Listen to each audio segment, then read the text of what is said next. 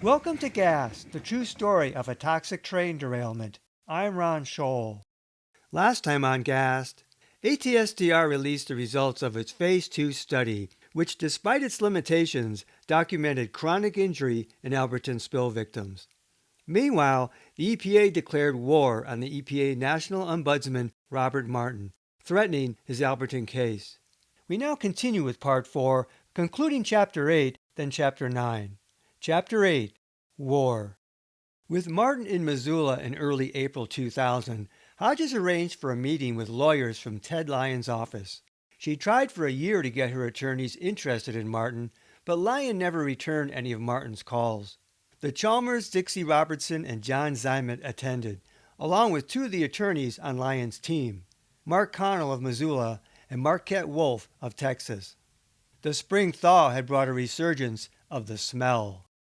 Dixie Robertson confirmed, "It stinks so." Martin, "I know, I heard. I remember smelling it last summer." Martin had worked with Hodges to get a list of areas she'd like to get tested by the emergency response team, and the lawyers were interested.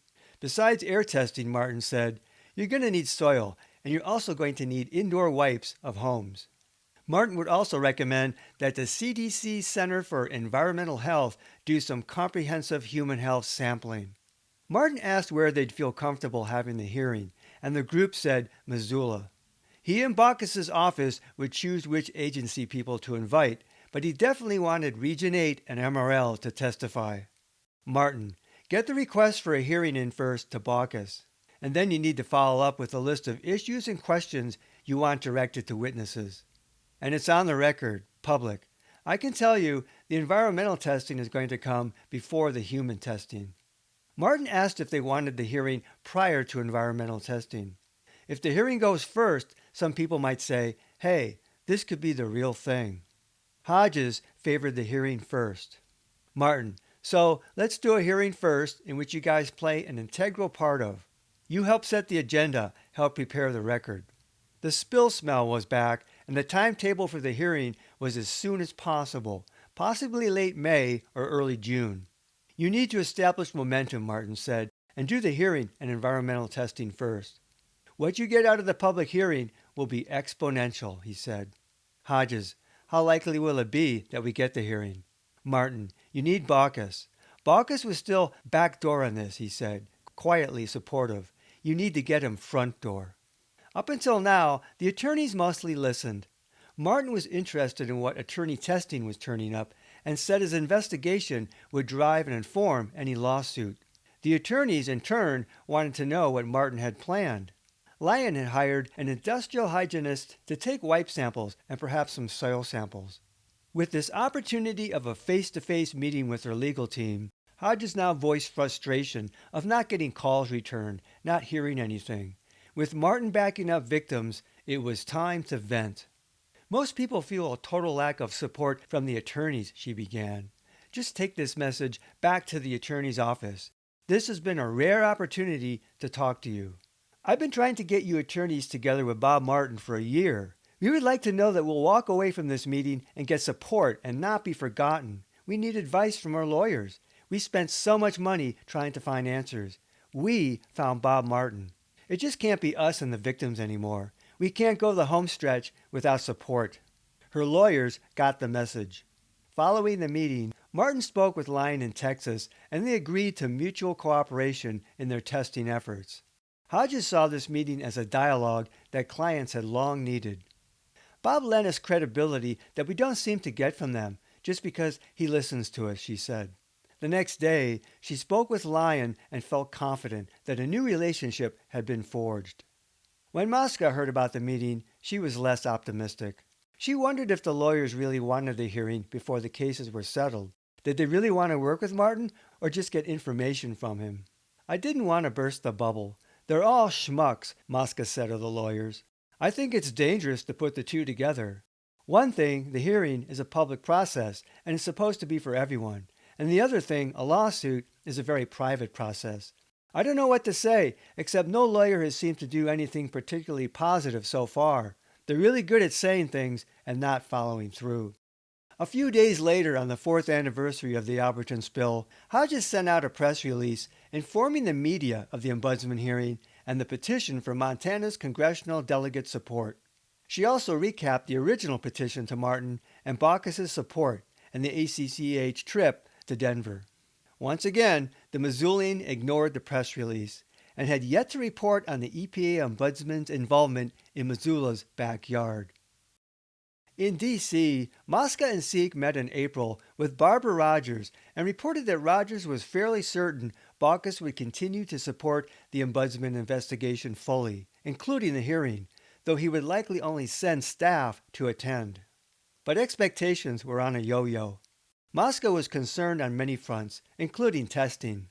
Until the Ombudsman Reauthorization Act passed, she said, Martin doesn't really officially have a job. He doesn't have as much clout politically, she said. His office appeared to be hurting for funding, a victim of those politics. Meanwhile, Martin kept pushing ACCEH toward Baucus, but she didn't think Baucus would champion Alberton on his own, as Senator Allard had for Denver. Increasingly savvy and cynical in the politics of D.C., where she now worked, Mosca was concerned that everything could derail. What they said to me, the Ombudsman office, is that they think that Baucus's office has done something basically unethical in relation to this case. And because of that, they're trying to be responsive to the case specifically, but they're trying to get rid of the Ombudsman office because they don't want it, their own investigation, to happen. That's all complete hearsay, Mosca said. One thing they did say, one of the connections they made that is a potential connection, was just that when the spill happened, that potentially Dennis Washington called Baucus up and said, hey, dude, keep the EPA out for at least 4 days, or as long as you can. And that, deep down, if they did help orchestrate that, then that would be obviously criminal. And that would be why they didn't want to have an actual hearing and go into the details of that. Mosca and others were unaware of the request from Governor Roscoe to Tim Murphy of the Montana Department of Natural Resources and Conservation, don't let the feds take this over, and the alleged agreement between Roscoe and Dennis Washington. In mid-May, Hodges too grew concerned about the proposed EPA testing. She embarked on a major lobbying excursion to Washington, D.C., accompanied by the Chalmers and Dixie Robertson. They would give Martin protocol details for the ERT testing and hearing interrogatories, and press their congressional representatives for support. Mosca laid the groundwork for the contacts and met her Montana friends in D.C. during a 9-day span. Mosca warned Hodges that Martin was in trouble, though no one knew yet how deep. Hodges was shocked when they met Martin in Washington. We found out that his funding had been slashed for all of his sites, including Alberton, Hodges said. If we had gotten that news here in Montana, we would have just about fallen to pieces. Instead of stumping for themselves, the visiting Montanans spent much of their time fighting a new battle for Martin's funding and his political life. The group divvied up the senators on the Environmental and Public Works Committee and the Montana reps to lobby for Martin, and finally met personally with Baucus and Burns. Hodges wasn't initially impressed. When we started to present our cases, both senators said, literally, this is the first time I'm hearing of this. And both of them did the same tactic, though, where when you said, well, I've done this or I've written this letter, they go, well, we're not here to rehash the past. Hodges didn't press the point, wanting to make progress. And they claimed total ignorance on who the Ombudsman is and what his function is, and why we would be interested in him, even Baucus, Hodges said. Once again, they told their story. Burns appeared to be a better listener. Baucus seemed like he was anxious to leave the room, Hodges said. But they got results. The definitive thing from Baucus was, he said, you will get your hearing. We said we wanted something in writing, Hodges said. Baucus wrote a letter to Martin, and the group got a copy just before they left D.C. But Baucus had yet to meet with Martin. Senator Burns, on the other hand, met with Martin the day after the group visited Burns. After that meeting, Burns' D.C. office seemed much more supportive. Mosca thought Burns would try and help Martin get funding for Alberton, but was unlikely to write a letter supporting the investigation, because, according to the Ombudsman office, she said, they never put anything in writing, Burns' office. The group even got an appointment with Representative Rick Hill, but he'll fail to keep it. Hodges never heard back from him. Mosca said that every politician played the "this is the first I've heard of this" game. Lucinda and I alone, have visited each of those offices at least 3 or 4 times prior to this visit, she said. And Baucus had already responded in writing. Mosca thought the representatives were impressed by the Alberton contingent showing up in person in Washington. People didn't usually do that. Although, she said, with a honed cynicism, don't underestimate the power of staffers to bullshit people into thinking their visit is going to be taken more serious than it is. Despite the humidity, expense, and sore feet, Roger Chalmers felt good about the trip. I heard murmuring in the hallways and the cafeteria about us. I could hear people saying, "That's the Montana group. They call us the Montana delegation." Just before leaving D.C., Hodges said, they met with Martin. He said, "1 hour ago, I got approval for temporary funding. Clinging to life, at least for the summer." Martin said the Alberton victims' personal lobbying had made a difference, for him and for them. But Martin remained under intense pressure, Hodges said. At this point, despite their large and expanding caseload, Martin and Kaufman had but one staff support, along with 3 summer interns.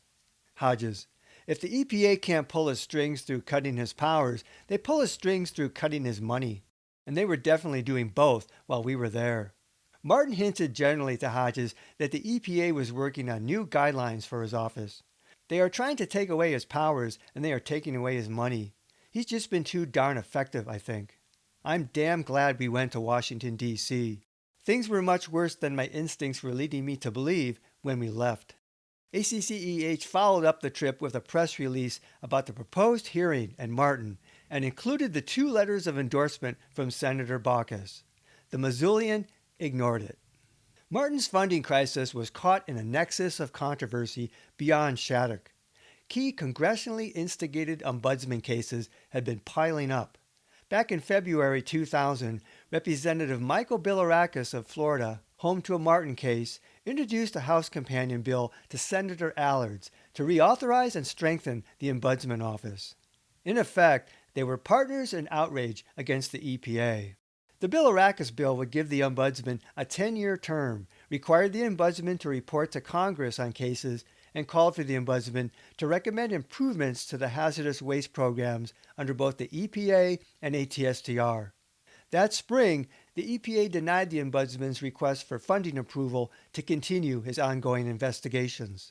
Martin announced that due to pulled funding, he couldn't hold an upcoming hearing in Florida until Bilirakis and other Congress members interceded.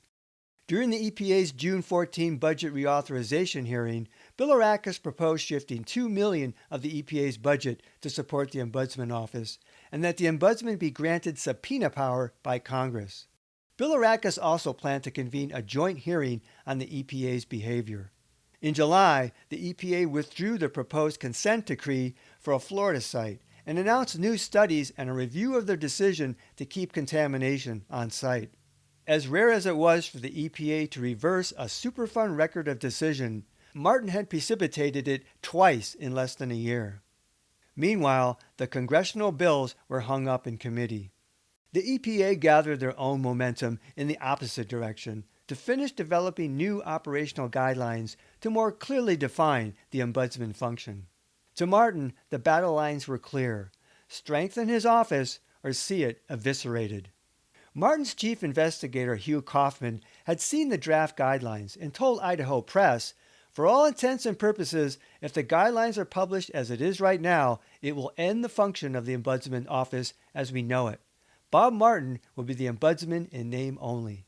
Amid this intense political fight, Mosca bemoaned that summer, "To a certain extent, the Ombudsman Office has done nothing for Alberton. Nothing in the situation has changed. The stuff that needs to happen for Alberton really needs to happen soon." Politics was strangling the fight for justice.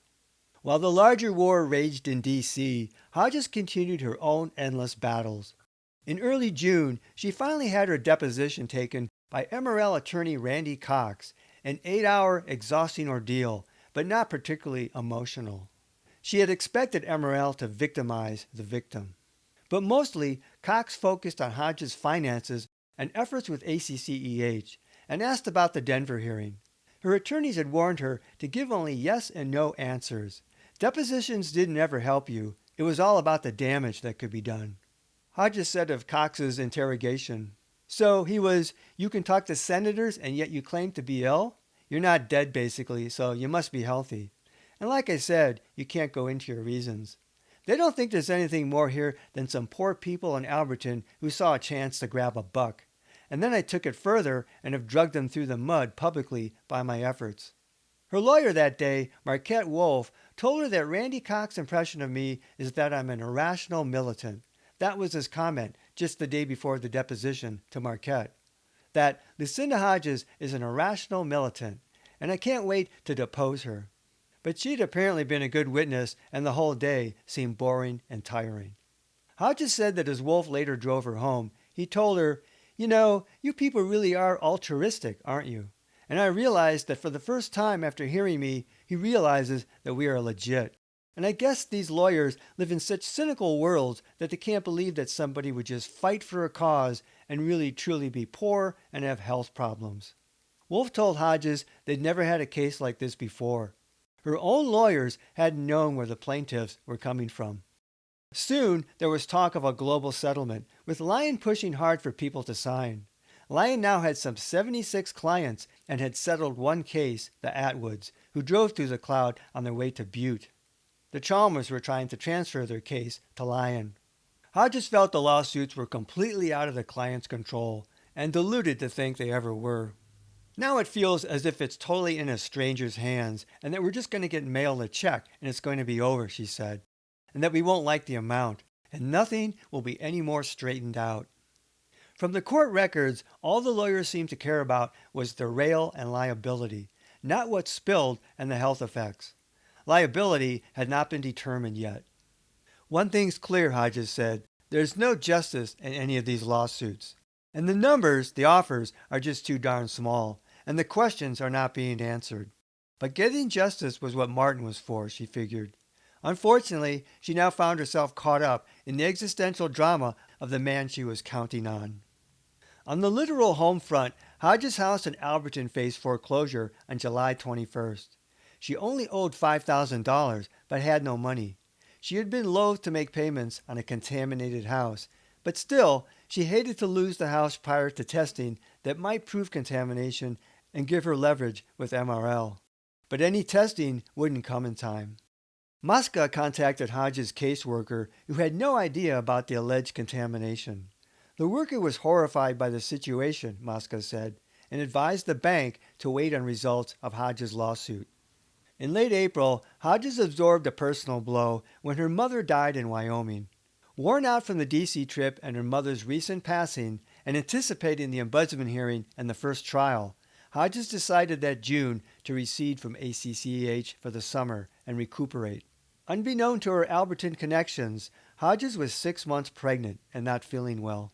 That fall, she gave birth to Emmett, her first child with Mark Hansen. As was always the case, the child faced a brave new world. Chapter 9. Tests. Epigraph. Everything's still happening, but everything's still indefinite. Lisa Mosca, quoting Robert Martin, EPA Ombudsman.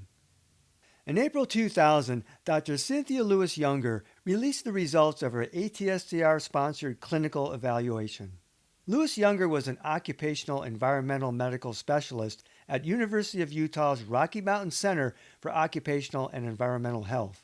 Lewis-Younger didn't try to determine whether or not victims were exposed to anything but chlorine. She evaluated only 38 volunteers and based her report on 35, offering the expected caveat that the low number of participants made interpretations cautious. In addition to pulmonary function tests, Lewis-Younger tallied self-reported symptoms. For chronic self-reported respiratory symptoms such as cough, 46% of participants, and shortness of breath, 46%, Lewis-Younger wrote, "The findings are consistent with respiratory effects from exposure to chlorine that have persisted." For chronic self-reported neurological or special senses symptoms such as headaches, memory loss, dizziness, vision problems, and more, Lewis-Younger couldn't explain these chronic symptoms. She wrote, neuropsychiatric testing would be needed to assess the extent and severity of neuropsychological impacts. For chronic self-reported gastrointestinal symptoms, Lewis-Younger noted gastrointestinal symptoms were generally common, but these results suggest there may be a relationship between exposure to chlorine and such symptoms. However, a physiological mechanism by which this could occur is not apparent. Participants also reported chronic general, metabolic, musculoskeletal, and cardiovascular symptoms, but Lewis-Younger cited most as unrelated to chlorine exposure from her literature review, the final arbiter. With the exception of some respiratory symptoms, and more recently skin and eye symptoms per ATSDR's Phase 2 study, Lewis-Younger saw little in the literature to suggest any other chronic health symptoms from chlorine exposure. In sum, she couldn't account for other non-classical chlorine symptoms, and generally discounted them as related to chlorine exposure. Only 23 people completed pulmonary function tests, PFTs, and Lewis-Younger found most normal. But Lewis-Younger asked 11 of the participants to complete serial peak flow spirometry, apparently because 16 people complained of intermittent shortness of breath. People performed the test at home to track changes through time. The test could reveal a temporary reduction in function because of some triggering exposure. Only 6 people returned the spirometry. Of those 6, Lewis-Younger said 5 were clearly positive by peak flow criteria, exhibiting a greater than 20% fall in peak flow.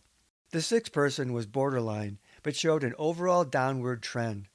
From this information, Lewis-Younger diagnosed reactive airways dysfunction syndrome, RADS, in those 6 patients that returned the peak flow spirometry. In Lewis-Younger's overall diagnoses, which excluded unexplained chronic symptoms such as gastrointestinal, headaches, dizziness, etc., she found no effect, 7 people, 20%. Toxic effect resolved, 9 people, 26%. Toxic effect unresolved, and this meant 2 or more chronic respiratory symptoms cited in the literature, such as shortness of breath, 19 people, 54%. Specifically, she found RADS in 9 people, and only 3 cases had been diagnosed previously. That was 26% of the sample. Mebomyitis of the eyes, 3 people, or 9%, and dry eye syndrome, 4 people, 11%. Subsequent to her tests, Lewis-Younger referred 10 people, 29%, to ear, nose, and throat specialists, 2 people, 6%, to a pulmonologist, and 13 people, 37%, to psychiatrists, due to reported significant psychological difficulties such as depression. Unexplained symptoms were not referred. Lewis-Younger concluded that exposure to the chlorine released during the derailment resulted in permanent respiratory effects in some individuals. Lewis-Younger did not consider the possibility of ongoing exposure from the Alberton environment or any exposure after the initial spill day. Some symptoms could be from repeated or chronic exposure, including various triggers related to chemical sensitivity. Key from her evaluation was that 54% of participants had 2 or more chronic respiratory symptoms that Lewis-Younger related to the acute exposure, while other chronic symptoms she didn't relate to chlorine based on the literature. Also, cases of RADS had failed to be diagnosed earlier. Note, she also didn't relate ocular symptoms to the exposure. The ATSDR Phase 2 draft documenting chronic eye damage had been released 6 months prior, but key findings were poorly publicized and recognized. The diagnosis of 6 new cases of RADS seemed highly significant because, Lewis-Younger wrote, none of those individuals had abnormal PFTs. Pulmonary function tests did not prove useful for identifying respiratory impacts of exposure. Peak flow spirometry is probably indicated in residents who may have been exposed but have not been tested. This includes participants who were not previously tested and who did not complete peak flow spirometry. It is also probably indicated in cases of acute chlorine exposure. Lewis-Younger noted that RADS was permanent. The RADS data was highly notable because ATSDR never considered peak flow spirometry, though they conducted methacholine challenge tests. Lewis-Younger recommended that any Alberton victim with respiratory symptoms should complete peak flow spirometry, and that serial peak flow spirometry should be conducted following any future chlorine release instead of relying on a single PFT in determining RADs. Lewis-Younger's conclusions suggested ATSDR missed significant chronic respiratory effects from the spill, with the possibility that untold numbers of Alberton victims had RADs that had not been properly diagnosed. Notably, Lewis-Younger did not evaluate for chemical sensitivity, but in an interview, she equated RADs as part of that syndrome. The call by ACCEH to boycott Lewis-Younger's evaluation undermined the potential body of evidence proving chronic illness from the spill. If nothing else, Lewis-Younger's data on undiagnosed RADs suggested the tip of an iceberg that might help explain chronic illness. Though Lucinda Hodges still hoped that Bob Martin could get more health testing done through the CDC, Lewis-Younger's evaluation would be the final investigation sponsored by a government agency into the health effects of the Alberton spill. The window had closed. Dr. Lewis-Younger's report got brief mention on a back page of the Missoulian. Lewis-Younger assured there are people who have permanent health effects. Chronic illness was documented by ATSDR, Dr. Lewis-Younger, Dr. Kilburn, and Dr. Neumeister, along with many anecdotal reports. Ellen Leahy and Chris Weiss claimed they weren't surprised at the prevalence of chronic illness found in the various medical studies. What should have surprised officials was the number of people documented with or reporting chronic illness, because officials had assured residents that only those relative few with severe exposures and perhaps some others with pre-existing respiratory illness possibly could have long-term effects, and that any sensitivity issues should abate within 2 months or less. That had been the assurance. Many Alberton victims had long cried to deaf ears that the reality was far different. On the environmental end, that June the EPA moved forward on plans to retest. The EPA contracted the Rocky Mountain Poison Control Center and the private company Sage Environmental to develop the protocol for soil sampling. Once again, it seemed Region 8 and ATSDR were running the show, perhaps because Martin's office was on tenterhooks. But Hodges heard the emergency response team said not to have any expectations anyway. After 4+ years, any contamination would have dwindled. Exasperated, Hodges wrote Martin and pushed for a date on the hearing. She and Lisa Mosca shared concern that Martin was buried in politics. Hodges really hoped the testing and the hearing could be done before litigation settlements. A sampling protocol meeting in Alberton was held by Frank DeRosso, an industrial hygienist from the Rocky Mountain Poison Control Center, and Lori Goldner, an environmental scientist from SAGE.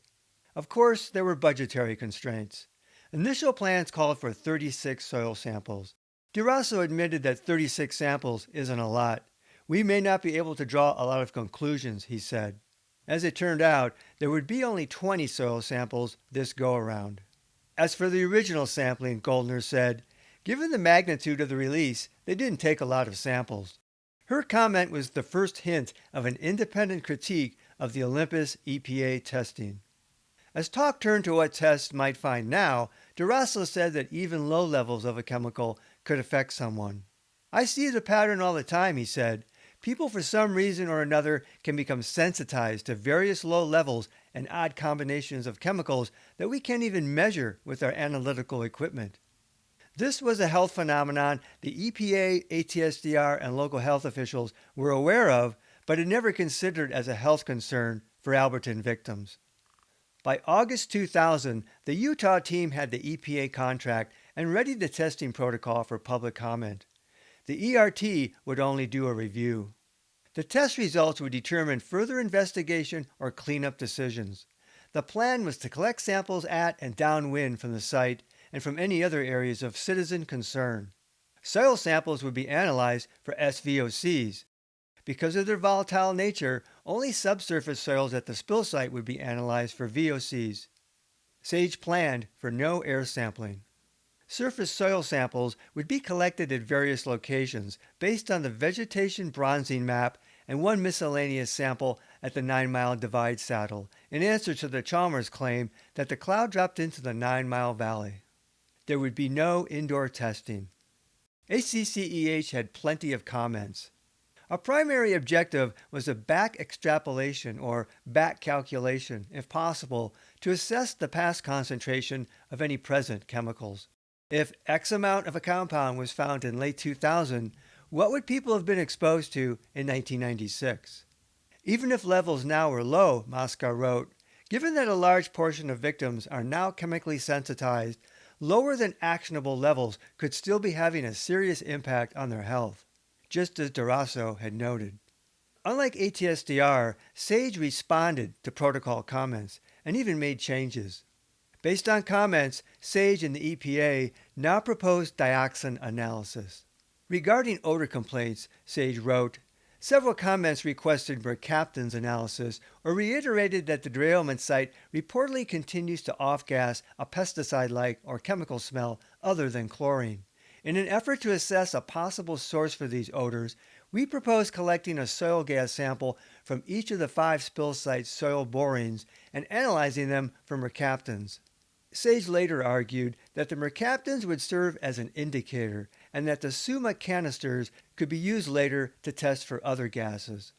As for indoor sampling, based on past sampling, SAGE said, we do not believe indoor sampling is warranted at this time.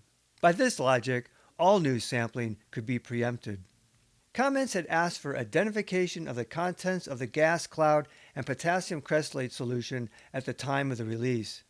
Other than the chemical data originally collected, SAGE said, we know of no way to definitively determine this information.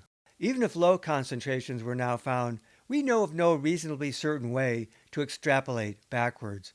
The original gas cloud content would remain unknown. By late summer of 2000, all remaining tracks seemed destined to converge: lawsuits, EPA testing, and the Ombudsman's investigation. Then a September hearing date collapsed as Martin prepared for his own congressional hearing in October. That fall, trials were put on hold as well. Missoula County District Judge Ed McLean ruled against punitive damages and allowing Dr. Kay Kilburn's testimony, staying trial dates until the Montana Supreme Court ruled on the punitive damages appeal. We all just feel like the lawsuits are over, that we're never going to get anything, and it's just about Bob now, Hodges said that fall. Because even if Lyon, her attorney, gets us a decent amount of money, anything we would get is getting eaten up in expenses, she said. The lawyers were concerned about the lack of media coverage. Michael Sasaga of Lyon's office said he went to the Missoulian in September and talked to editor Mike McInally. I was wondering why we weren't getting any press coverage, and what we did get was either neutral or really kind of against us, in the sense that they were minimizing these people's inquiries, Sasaga said. We were just getting the sense that they weren't taking it seriously. They weren't taking them seriously. So when I went in there and I talked to the guy, he just more or less blew me off. He said he thinks the whole thing is kind of blown out of proportion.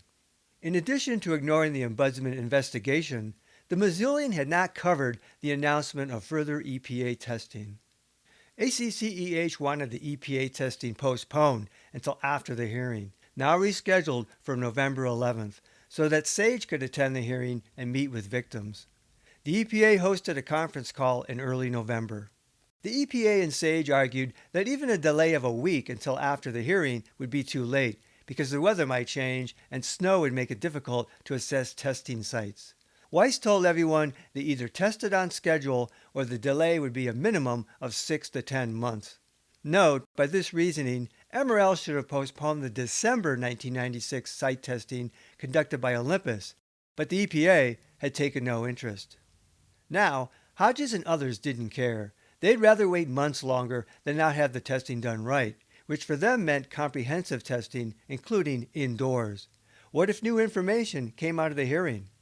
John Wardell of the Helena branch of the EPA posed, will the result of this testing move us toward closure on any of the questions being asked? Will negative test results end this? It was a good question, but the victims made clear that the answer depended on resolving all the questions they still had about the sampling proposal. Spill victims have been on delay for 4.5 years, Hope Seek said. They wanted comprehensive testing to be certain. She suggested the EPA and SAGE meet with ACCEH after the hearing to fully discuss what it would take to reach closure. The EPA would delay the testing at least a week until after the Ombudsman hearing. Closure. A few days later, Deborah Griffin wrote out an answer, which Seek enclosed in a letter to EPA's Sonia Pennock. Griffin wrote, "Closure cannot be achieved until EPA can actually tell me and list exactly what my family and I were exposed to on April 11, 1996, and the years following while we lived in Alberton, and hold the polluter, MRL, accountable and responsible." Beverly Ridenour added, "They, the railroad, need to be held responsible for all of our future medical expenses that are related to our exposure from the chemicals that were released on April 11, 1996. Once the area has been cleaned up and MRL has been held accountable for their actions and are made to be held responsible for the health issues of the Alberton community and the people who have had to leave the area, then that will bring closure." Seek said the fundamental issue was a lack of disclosure of the chemicals released, the chemical reactions, and the health effects. This lack of disclosure prevented informed decision-making by victims, officials, and physicians regarding the safety of returning and the diagnosis and treatment of symptoms. Disclosure was the first step to closure. To discuss these broad ends, ACCEH requested a meeting with Sage and the EPA, along with Martin, the day after the Ombudsman hearing, if possible. Such a meeting was never held. The door to closure remained unopened. Meanwhile, Martin's office was under attack. Mosca trusted Martin but felt he hadn't had enough time to look into Alberton, and he told her he really didn't have control over the testing. She thought the hearing much more important than the testing. Because I think that the way people have gotten screwed in this whole situation is that right away after this incident happened, even though a lot of people were experiencing similar problems, they were pretty much broken up into islands as a group pretty quickly. I think the hearings are an opportunity to hear that on the public record. And that will be so powerful that it will be impossible to ignore, impossible for the media to ignore, she said. The problem with the testing was that after 4 years, they might not find much. And if that happens, Mosca said, that's going to be a media nightmare. Not because nothing is necessarily there, but because of the complexity of acute and chronic exposures. Most people don't understand the medical concept yet of chemical sensitivity. But having 60, 80, 100 people say the same thing is just as powerful, if not more so, she said. Mosca wished she could sue ATSTR and the EPA. It has sucked so much energy to get nowhere with these agencies, she bemoaned. Just before the new hearing date was announced, Martin told her, everything's still happening, but everything's still indefinite. The credo of surviving the Alberton spill. Next time on Gas, the true story of a toxic train derailment. Over 4.5 years after the Alberton train derailment and chemical spill, Alberton spill victims finally get a public hearing, which includes a startling revelation. Until then, this is Ron Scholl. Thanks for listening. This podcast is adapted from the book Gas, the true story of a toxic train derailment. Visit Amazon.com to see the 2-book series. To access support material in the book, such as maps, photos, illustrations, and video links, visit my Facebook page Gas, the true story, or watch my Gas playlist on my YouTube channel at RL Scholl.